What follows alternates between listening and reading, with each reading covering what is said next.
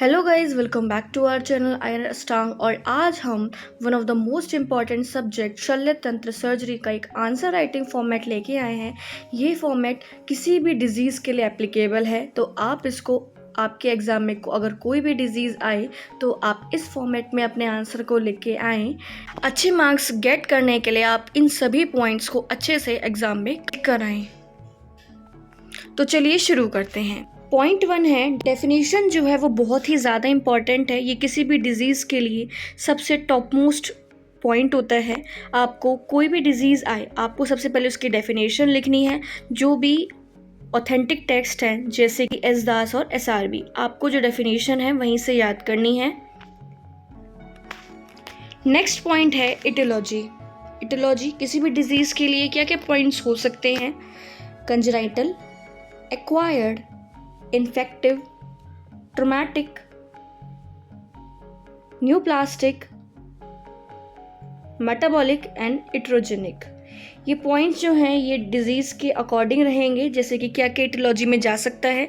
Congenital, जो भी उसके अंदर जो फर्दर आप एक्सप्लेन करेंगे। Acquired, infective, traumatic, neoplastic, metabolic और इट्रोजेनिक। नेक्स्ट इम्पॉर्टेंट पॉइंट है रिस्क फैक्टर। रिस्क फैक्टर जो भी डिजीज़ है उसके अकॉर्डिंग, जैसे कि एज, सेक्स, जैसे कि मेल या फीमेल किसको ज़्यादा हो सकता है, फैमिली हिस्ट्री की कोई हिस्ट्री है क्या, कोई लाइफस्टाइल फैक्टर है या फिर कोई एसोसिएटेड डिजीज़ है जिसकी वजह से जो रिस्क फैक्टर उस डिज़ीज़ के लिए है। तो आपको ये पॉइंट्स भी कवर करने हैं: age, sex, family history, lifestyle factor and associated disease. Next point है इडियोपैथोजेनेसिस। आप इसमें जो भी डिजीज़ है उसके अकॉर्डिंग उसकी पैथोलॉजी लिख सकते हैं, उसकी पैथोजेनेसिस लिख सकते हैं, एज वेल एज आप उसका मैकेनिज्म भी लिख सकते हैं। आपको जो भी याद आए आप उसके अकॉर्डिंग लिख के आए, पर आप कोशिश करें कि ये पॉइंट कवर करना है, क्योंकि इससे आपकी जो डिज़ीज़ है बहुत सिंप्लीफाई वे में एग्जामिनर को एक्सप्लेन हो जाती है कि आपको वो डिज़ीज़ अच्छे से आती है। अगर आपने अपनी डिज़ीज़ को बहुत अच्छे से एग्ज़ाम में इन पॉइंट्स के अंदर कवर करा है तो एग्जामिनर को पता है कि आपको ये डिज़ीज़ आती है, तो आपको वो अच्छे मार्क्स देंगे। तो आप कोशिश करें कि इन सभी पॉइंट्स को कवर करें। नेक्स्ट पॉइंट है क्लासिफिकेशन। क्लासिफिकेशन जो भी उसके टाइप्स हैं, आपको वो सभी टाइप्स लिख के आने हैं और कोशिश करनी है कि वो सभी पॉइंट्स जो हैं वो फ्लो चार्ट की फॉर्म में ही बना के आएँ। उससे क्या होगा, आपका स्पेस भी कवर होगा और वो बहुत ज़्यादा सिंप्लीफाई लगेगा। नेक्स्ट पॉइंट है क्लिनिकल फीचर। क्लिनिकल फीचर जो है उसमें आपको फर्दर 2 पॉइंट्स जो एक्सप्लेन करने हैं। पहला है सिम्टम, फिर साइन। सबसे पहले आपको सिम्टम एक्सप्लेन करना है, उसके बाद में साइन एक्सप्लेन करने हैं। सिम्टम जो भी पेशेंट है, जो भी डिजीज़ से रिलेटेड है, उसकी चीफ कंप्लेंट क्या हो सकती है, जैसे कि पेन है, एडिमा है, जो भी पॉइंट है आप वो बताएंगे। साइंस जैसे कि जनरल एग्जामिनेशन, जो भी उसकी एग्जामिनेशन इम्पॉर्टेंट है, कोई साइन इम्पॉर्टेंट है, आप वो लिख के आ सकते हैं। और लोकल एग्जामिनेशन, जैसे कि उसके अंदर इंस्पेक्शन, पैल्पेशन, पर्सकशन और ऑस्कल्टेशन, अगर इनमें से कोई भी फॉलोइंग पॉइंट है तो आप वो भी इसके अंदर लिख के आएँ। नेक्स्ट इम्पॉर्टेंट पॉइंट है इन्वेस्टिगेशन बहुत ही ज़्यादा इंपॉर्टेंट है। ये किसी भी डिजीज़ के लिए one of the most important point है, जिसमें 2 एग्जामिनेशन जाएंगी। सबसे पहले इन्वेस्टिगेशन में रूटीन इन्वेस्टिगेशन और स्पेसिफिक इन्वेस्टिगेशन। रूटीन इन्वेस्टिगेशन जैसे कि CBC, urine examination, blood sugar और RFT। आप इसके अंदर फर्दर एक्सप्लेन कर सकते हैं, जैसे कि CBC के अंदर क्या हो रहा है, लिम्फोसाइट का काउंट बढ़ रहा है या RBC का काउंट बढ़ रहा है, तो आप उसको लिख सकते हैं। यूरिन एग्जामिनेशन में क्या क्या आपको रिजल्ट मिल रहा है वो लिख सकते हैं। ब्लड शुगर कितना है वो लिख सकते हैं। स्पेसिफिक में जैसे कि अगर कोई इमेजिंग टेक्निक का यूज़ हुआ है, जैसे कि कोई एक्सरे का, USG का, तो आप यहाँ पे जो भी रेडियोलॉजिकल इन्वेस्टिगेशन है वो लिखें। एंडोस्कोपी के बारे में लिख सकते हैं। अब जैसे कि जब हम GIT की कोई भी डिजीज़ कवर करते हैं, एग्जाम में आती है, तो GIT की डिजीज़ में एंडोस्कोपी बहुत ही ज़्यादा इंपॉर्टेंट है, तो आप वो लिख के यहाँ पे आ सकते हैं। बायोप्सी, कोई भी अगर कैंसर रिलेटेड कोई मैलिग्नेंसी है तो वहाँ पे biopsy one of the.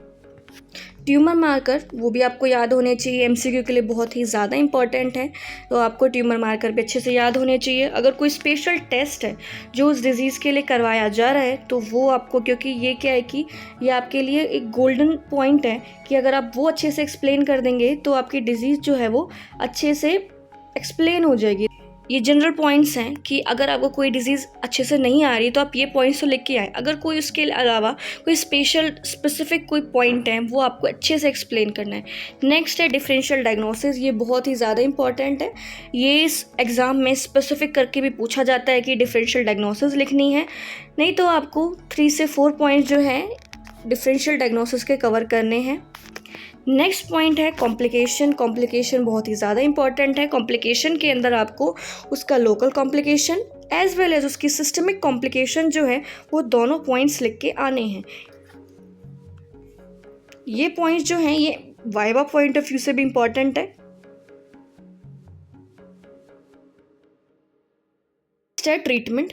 Treatment जैसे इन्वेस्टिगेशन इतनी ज़्यादा इंपॉर्टेंट है, सेम ट्रीटमेंट भी इंपॉर्टेंट है। ट्रीटमेंट जैसे कि ट्रीटमेंट में कंजर्वेटिव ट्रीटमेंट सबसे पहले, जैसे कि रेस्ट है, ड्रग्स क्या क्या देंगे, डाइट कैसी होनी चाहिए और ऑब्जर्वेशन।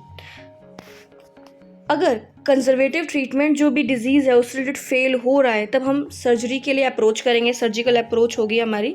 तो उसमें जो भी आप प्रोसीजर लिख रहे हैं उसकी इंडिकेशन कि हमें कब करनी चाहिए, प्रोसीजर क्या है और उसके अल्टरनेटिव और क्या क्या प्रोसीजर्स हो सकते हैं। अगर आपको इन डिटेल प्रोसीजर जो है याद नहीं है तो आप उसके इंडिकेशन, कॉन्ट्रा इंडिकेशन वो अच्छे से याद रखें। लास्ट जो ट्रीटमेंट में नेक्स्ट पॉइंट है वो है post operative care. Post operative care में मॉनिटरिंग किसी भी डिजीज़ से रिलेटेड और कॉम्प्लिकेशन अगर कोई है तो उसकी प्रिवेंशन। ये दोनों ही पॉइंट बहुत ज़्यादा इंपॉर्टेंट है। सबसे ज़्यादा इंपॉर्टेंट पॉइंट जो लास्ट में है कि वो जो डिज़ीज़ है वो प्रोग्नोसिस क्या है उसकी, वो क्यूरेबल है या फिर इनक्यूरेबल है, तो आपको वो भी लिख के आनी है। ये 11 पॉइंट्स हैं और ये 11 पॉइंट्स जो हैं ये बहुत ही ज़्यादा इंपॉर्टेंट है। आपको अपने आंसर में सर्जरी के अंदर कोई भी डिज़ीज़ आती है, कोई लिवर डिज़ीज़ है, कोई गॉल ब्लैडर डिज़ीज़ है, कोई स्टमक है, कोई किडनी है या कोई एनल कनाल रिलेटेड है, तो आपको इन सभी पॉइंट्स को अपने एग्ज़ाम में कवर करना है। एट लास्ट हम समराइज़ करते हैं। सबसे पहले डेफिनेशन जाएगी उस डिज़ीज़ की जो आपकी डिज़ीज़ को बहुत अच्छे से एक्सप्लेन करेगी। नेक्स्ट पॉइंट इटियोलॉजी में जाएगा। इटियोलॉजी जो भी उसके निदान है, जैसे कि कंजेनिटल है, एक्वायर्ड है, इन्फेक्टिव है, ट्रोमेटिक है, न्यूप्लास्टिक है, मेटाबॉलिक है और इट्रोजेनिक है। इसके अंदर फर्दर अगर कोई भी डिज़ीज़ है, कोई कंडीशन है तो आपको वो भी बाय एग्जाम्पल लिख के आने हैं। नेक्स्ट रिस्क फैक्टर जैसे कि क्या क्या रिस्क फैक्टर हो सकते हैं, एज किस एज ग्रुप में ज़्यादा होती है, मेल या फीमेल किसको ज़्यादा होगी, फैमिली हिस्ट्री का कोई रिलेशन है या नहीं है, कोई लाइफस्टाइल फैक्टर है, कोई एसोसिएटेड डिजीज़ है।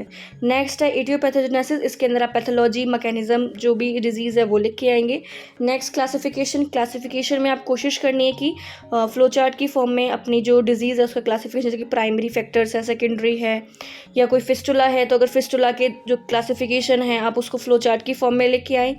नेक्स्ट है क्लिनिकल फीचर्स 2 तरीके में जाएंगे, जैसे कि सिम्टम जाएगा पहले, चीफ कंप्लेंट जो भी पेशेंट की वो, फिर साइन जाएंगे, जनरल एग्जामिनेशन और लोकल एग्जामिनेशन। फिर है इन्वेस्टिगेशन भी 2 पार्ट्स में है। पहले रूटीन इन्वेस्टिगेशन जाएगी जिसमें CBC, urine examination, blood sugar और RFT है।